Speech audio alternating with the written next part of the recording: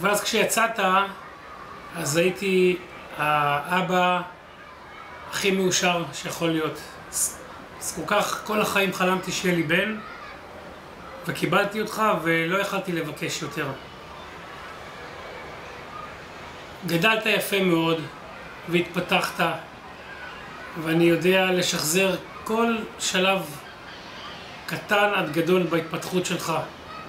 מהיותך תינוק חמוד, שהיינו מושיבים אותך שעות על גבי שעות לראות את פיפ פמפום, ולא משת מהטלוויזיה, וכל כך אהבת. ועד שהיית יונק מהבקבוק את הדייסה שלך, ואם הייתה אומרת, הסוס הקטן הזה לא מפסיק לאכול.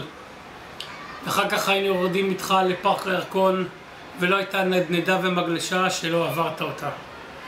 ואחרי זה שקצת גדלת, בגיל 2 ו3 גילית את הכדור, והיו לך 1,001 סוגים של כדורים, והיינו יורדים לפארק למטה לקלוע לסל.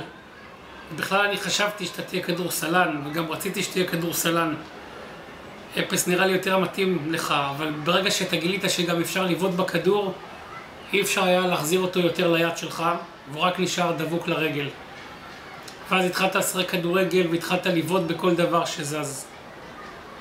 ובמקביל התפתחת יפה מאוד, וקראת ספרים, והתעניינת בהרבה נושאים. והסקרנות שלך היא לא יודעת גבולות, אתה כל הזמן שואף לפתח אותה.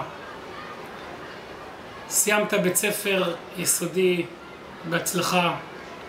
כל המורים, תמיד כשאני בא לישיבות הורים, מספרים איזה ילד טוב אתה, כמה אתה עוזר לחבריך, כמה אתה מתנהג בנימוס, דבר שאינו אופייני כלל וכלל, כמה אתה נטול אלימות ונטול מניירות, ילד צנוע, תלמיד מצוין. ואומרים לי, אין לנו מה להגיד על נמרוד. אותו דבר היה באספת הורים האחרונה בחטיבת ביניים שרק התחלת לא מזמן. ההפך, אתה מתפתח, נעשה תלמיד טוב יותר, תלמיד חושב יותר, סקרן יותר. ומה שאני מבקש ממך שלעולם לא תפסיק ללמוד. החיים הם תהליך ארוך של למידה. כל יום לומדים, גם אני לומד. תורה בא, ואני כל יום לומד משהו חדש. אני רוצה שאתה כל הזמן תדע שאין גבול ללמידה, אין גבול לידע. בייחוד היום שהוא כל כך נגיש, אינטרנט ועיתונים וספרים, הרצאות ושיחות עם אנשים מעניינים.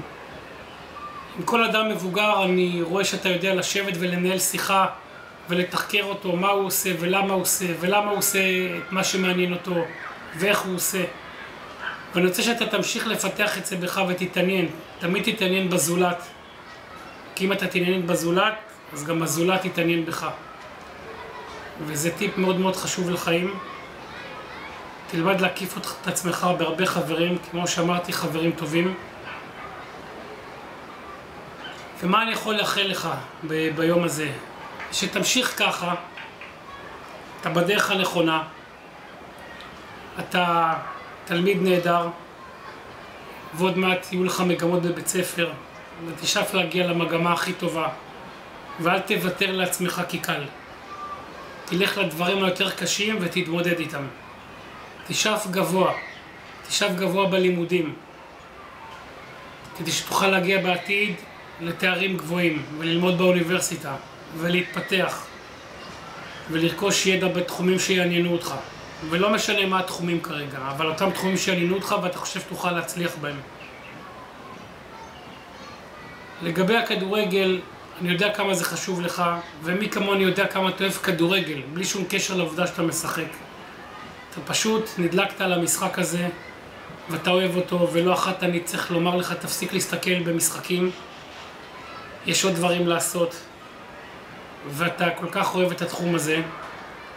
הצטרפת למכבי תל אביב בכדורגל, אתה משקיע המון שעות בזה, ותמיד אני אומר לך שגם בזמן שאתה משקיע, תשקיע ותעשה את הטוב ביותר. לכל אימון שאתה הולך, תוציא ממנו את המיטב. כל תרגיל שאתה עושה, תעשה אותו הכי טוב. ככה אתה תתפתח. אותו דבר בלימודים. כל תרגיל שאתה עושה, בחשבון או לא משנה במה, תעשה אותו הכי טוב שאתה יכול. תסגרי, זהו, אין לי כרגע. לא יודע, איסן, אני לא יודע, נו מה.